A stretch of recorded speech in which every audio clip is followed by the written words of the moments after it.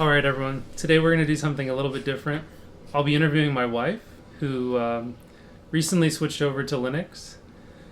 So let's get started. Lauren, you want to introduce yourself? Hi, I'm Lauren. What would you say is your technical background?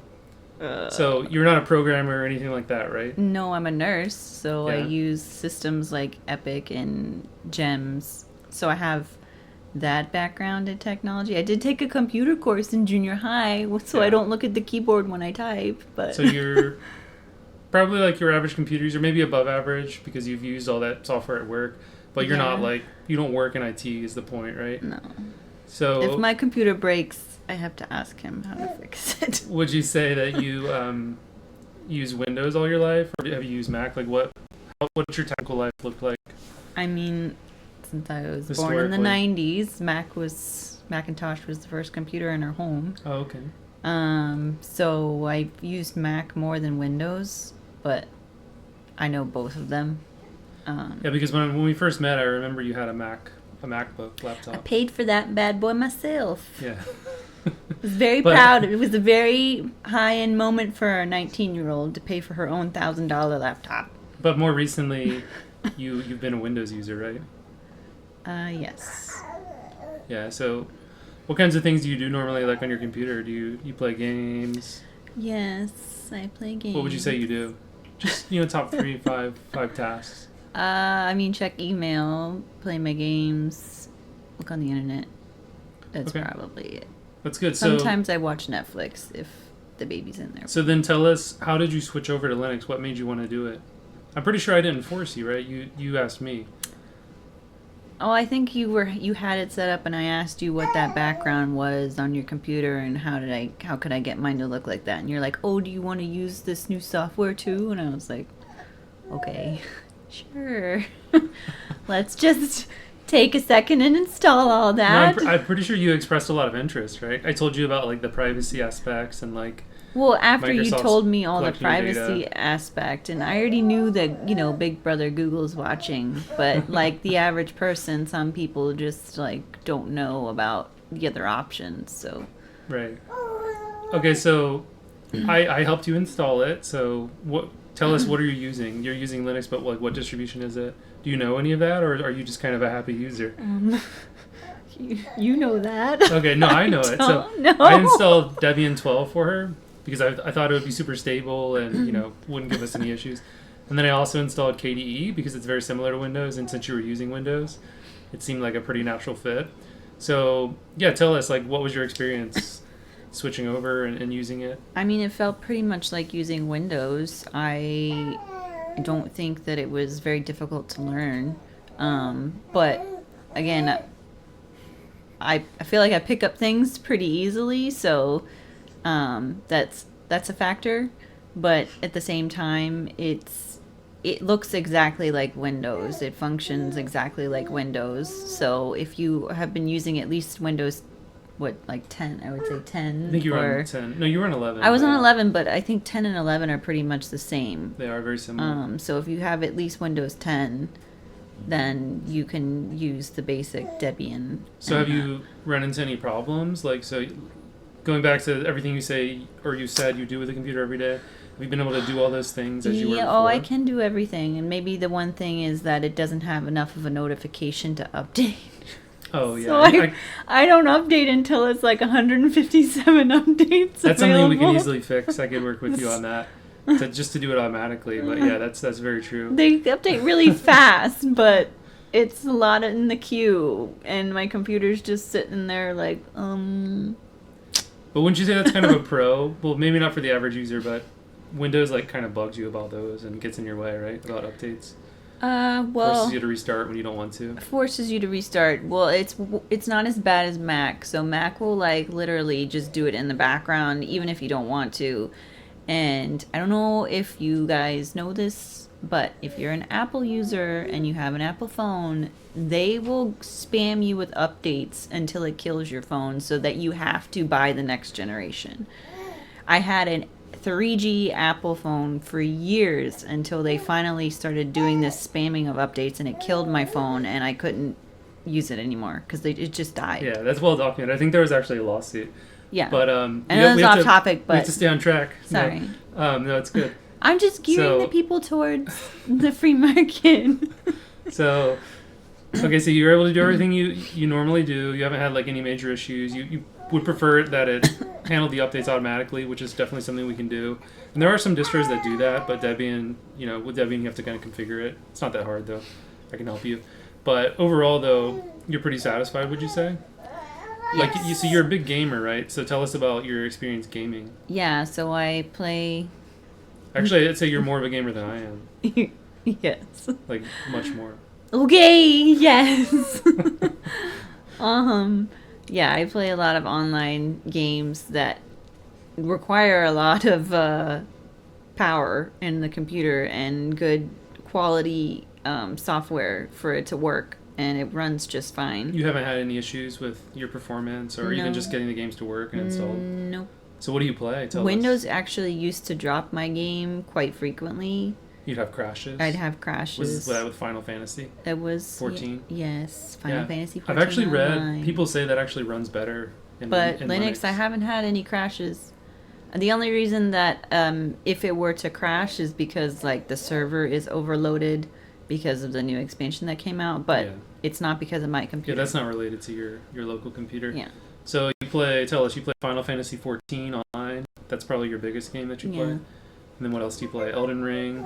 Well, the Elden Ring hasn't been installed on that computer, but I'm sure it would run just fine. Yeah, but you have been playing it. And then what else have you played on that one in particular? I haven't tried out my Sims game on it. Yeah. But maybe one day. Oh, I played this game. What is it called? It's like Palia, but it's not. It's something on Steam. I forget what it's called. So for the most part, you've played Final Fantasy, and that's generally what you play anyways, right? That's your favorite game. Yeah, it's the only one I have time for. You haven't had any problems with it. It was like seamless to install, and then didn't you figure out how to install mods? Like I didn't even need to help you. I did. I went. Oh my gosh, it took forever. So I had to find this guy's article because I found this other guy's video that showed like the really technical way to install it, and I was like, oh no, how to do that. And I think you were working or something, and then I found this article that it basically explained to the layman's person what that guy's video was doing. And so I went in, I think it was through Wine, and looked for the attachment. It's like Dynamode attachment or something. Yeah, the Dynamode mod manager. Yeah, and then you go in, you have to actually go into the game and search for the mod that you want, which is pretty cool because then it just installs it right there. Isn't it actually like the user interface is better than the mod manager you're using on Windows? It's much better than the mod manager. For Windows, it's called like FFXIV tools, and you have to do it outside the game, and then every single update you have to go back into the mod manager and do it yourself, whereas the Dynamode one will tell you when there's an update in the game, and you just click this link that it gives you in chat, and it takes you to the Dynamode mod manager, and you just hit update plugins, and it updates the mod. So nice. And then I think you also figured out how to install the Dawn Trail, the newest expansion for Final Fantasy 14. That was coming out, and they had like a benchmark that they only released for Windows, right? Oh yeah. And you were like bugging me. You're like, "Oh my god, I want to try this. Help me." And then like I was busy. I was working, so I couldn't help her until after work. And like when I went to go check on her, she had already figured it out, and she was already running the benchmark.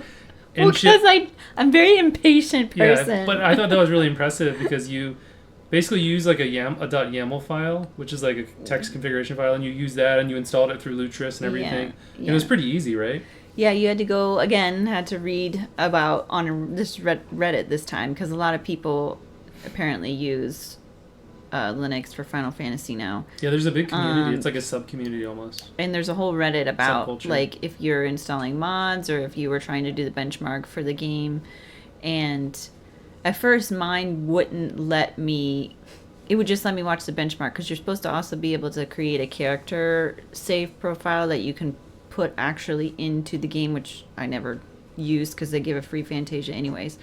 But I had to figure out not only how to install it, but then I had to go back and figure out how to actually be able to do the character creation. So I had to go back onto the same Reddit page because everybody else was having the same problem, thankfully.